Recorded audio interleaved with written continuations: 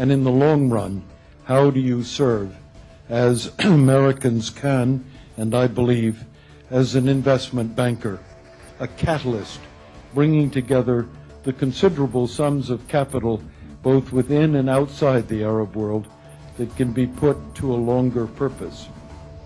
We have a role to play as well in thinking through and being associated in a quiet way with the development of democratic alternatives. Our private sectors are looking at those choices right now, but not enough. We finally have a huge responsibility to make it absolutely clear to the new Arab partners there are red lines. And those red lines mean respect for the peace between Israel and Egypt, Israel and Jordan, the stability of sorts that has occurred with Syria, those avoidances of war and continued search for peace remain red lines for my country, without which there will be no effective engagement. I look, therefore, at the time immediately ahead.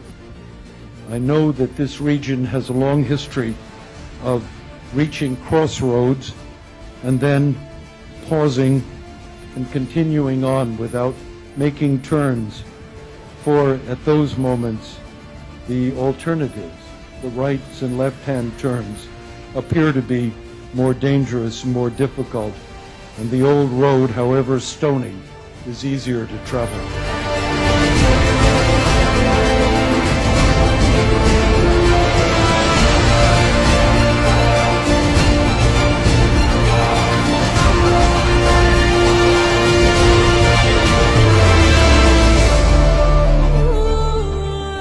I'm joined now by Congressman Mike Rogers. He is chairman of the House Intelligence Committee. Mr. Chairman, thank you for joining us. I do want to talk to you about Edward Snowden and his options, but first I want to pick up on some things that I talked about earlier with Christian Amanpour and Fareed Zakaria.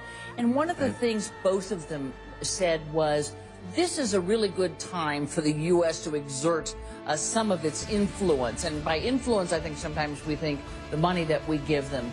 Do you think that the U.S. should stop playing games and call a coup, or do you think the U.S. should continue giving aid to the Egyptian military and Egypt in general? Well, I think the irony of us not following the law after the Egyptian crisis would be too much to handle.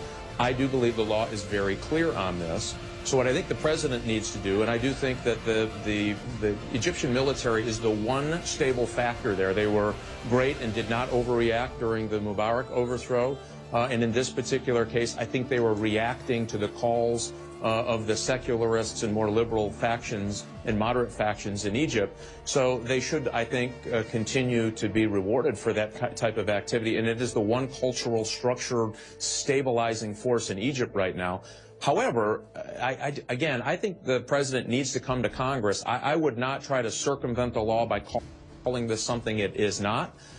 Clearly, the Muslim Brotherhood was using the instruments of democracy to try to Islamicize, and some would call it there equanicize, which means the Brotherhood, going through all of the agencies of the government and trying to take over.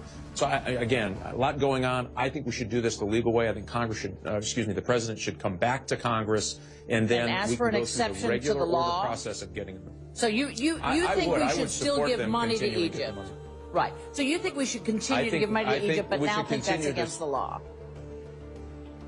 I think the law is very clear on this, and I think we ought to be honest with ourselves. And I don't think that skirting the law here is the right thing to do. The president should come to Congress and make the case. I think there's a great case to be made here, Candy, that we should continue to support the military, the one stabilizing force in Egypt that I think can temper down the political feuding that you're seeing going on now, and then help a process that will allow for multiple factions of parties and beliefs to participate. The rush the last time, I think, got us the Muslim Brotherhood, who, as I said, has used democracy to undo freedoms in Egypt, and that's why we are where we are today.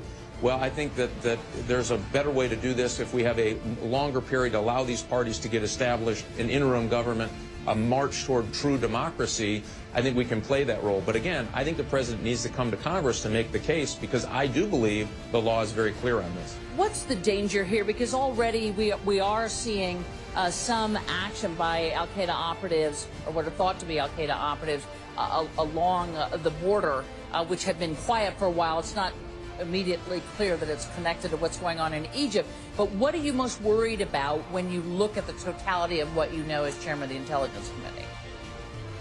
Well, you know, the Sinai has been giving us all trouble. The Egyptian el-Sisi, as a matter of fact, has been very good, the defense minister, about allowing operations in the Sinai to try to curb jihadist activity there, which is destabilizing the region, certainly to Israel. One concern is that their focus is away from that, and that would allow the Sinai to continue to be destabilized and allow al-Qaeda and others to continue causing trouble there. Right. The second part of this is, during the Morsi government, we've had a tremendous amount of Egyptians show up in Syria for the fight there. And so one of the things that was concerning is they're going to get trained, they're going to have combat-tested people who are going to want to eventually come back to Egypt, and that would prove to be a very destabilizing effort as well. So you've got multiple layers of security threat here that the military is going to have to deal with. And I argue the United States needs to step up today and play a more leadership role in at least lining up what a democracy really looks like and not allowing the Muslim Brotherhood to take away freedoms in the name of democracy.